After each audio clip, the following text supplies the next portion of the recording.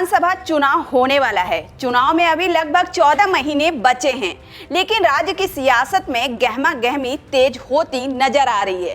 सभी राजनीतिक दल यूपी विधानसभा चुनाव में परचम लहराने के लिए अपनी अपनी रणनीति को धार देने में जुटे हुए हैं।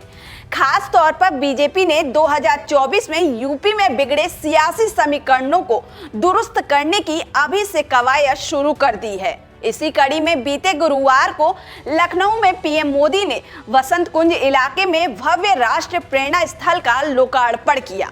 65 एकड़ में फैला ये परिसर कभी कूड़े का ढेर हुआ करता था, लेकिन अब ये बीजेपी के 3 वैचारिक स्तंभों की यादों में महक रहा है। यहाँ जनसंघ के संस्थापक श्यामा प्रसाद मुखर्जी, पंडित दीनदयाल उपाध्याय और पूर्व पीएम अटल बिहारी वाजपेयी की 65 फीट ऊंची कांस्य प्रतिमाएं लगाई गई हैं, जिसे 2027 यूपी विधानसभा चुनाव से जोड़कर देखा जा रहा है। नमस्कार, आप देख रहे हैं टीवी 24 नेटवर्क। मैं हूं आपके साथ पूनम यादव।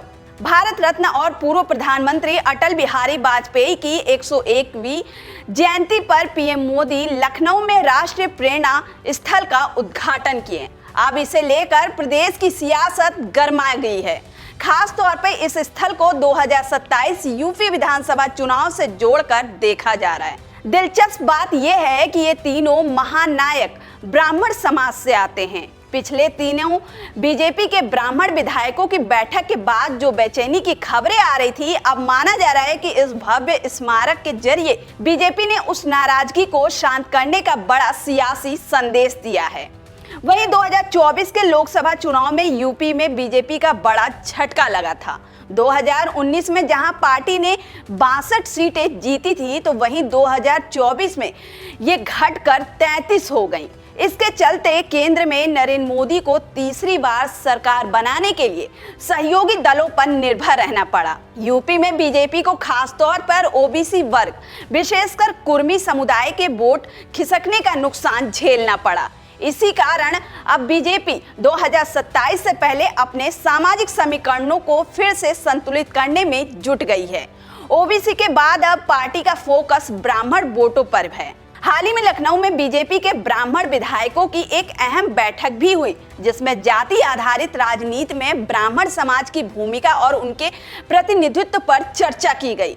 इस बैठक को केवल संयोग नहीं माना जा रहा है, खास तौर पे जब तक ये कुर्मी समाज से आने वाले प्रदेश अध्यक्ष की नियुक्ति के तुरंत बाद हुई हो। समाजवादी पार्टी ने प्रेरणा स्थल को लेकर बीजेपी पर निशाना साधा और यहाँ पर पीडीए के महापुरुषों की मूर्ति भी होनी चाहिए, इसको लेकर कहा। वहीं सपा प्रवक्ता फखरुल हसन चांद ने कहा कि इस पार्क में जो मूर्तियां लगी हैं, निश्चित रूप से समाज में उनका योगदान रहा।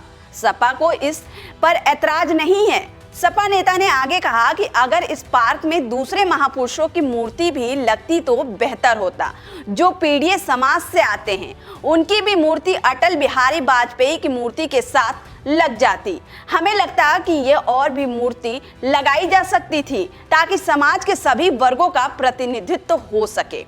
आपको बता दें कि लखनऊ में 65 एकड़ में विकसित इस राष्ट्रीय प्रेरणा स्थल में जनसंघ के संस्थापक डॉक्टर श्यामा प्रसाद मुखर्जी, पंडित दीनदयाल उपाध्याय और भारत रत्न अटल बिहारी वाजपेयी की विशाल कांस्य प्रतिमाएं स्थापित की गई हैं। इन प्रतिमाओं की ऊंचाई करीब 65 फीट बताई जा रही है। ये तीनों नेता न केवल भारतीय राजनीति के बड़े स्तंभ रहे, बल्कि ब्राह्मण समाज के प्रमुख चेहरे भी माने जाते हैं। ऐसे में इन नेताओं को केंद्र में रखकर बनाया गया ये प्रेरणा स्थल ब्राह्मण समाज को एक राजनीतिक संदेश देने की कोशिश के रूप में देखा जा रहा है। बीजेपी ने हाल ही में केंद्रीय मंत्री पंकज चौधरी को प्रदेश अध्यक्ष बनाकर खासकर कुर्मी समुदाय को साधने का स्पष्ट संदेश दिया है। इसके साथ ही अब पार्टी की नजर अपने कोर वोट बैंक माने जाने वाले ब्राह्मण समुदाय पर है, जिसे लंबे समय से बीजेपी का मजबूत समर्थक माना जाता रहा है। वहीं अब कहा जा रहा है कि इस रणनीति के तहत पूर्व प्रधानमंत्री अटल बिहारी वाजपेयी की जयंती के अवसर पर पीएम मोदी ने लखनऊ में बने भव्य राष्ट्रीय प्रेरणा स्थल का लोकार्पण किया। फिलहाल राष्ट्रीय प्रेरणा स्थल को लेकर राजनीतिक विवाद शुरू हो गया है। अब देखना ये होगा कि यूपी विधानसभा चुनाव 2027 पर इसका क्या असर पड़ेगा। फिलहाल के लिए इतना ही। ये वीडियो आपको कैसी लगी हमें कमेंट कर जरूर बताएं। लाइक और सब्सक्राइब करना ना भूलें।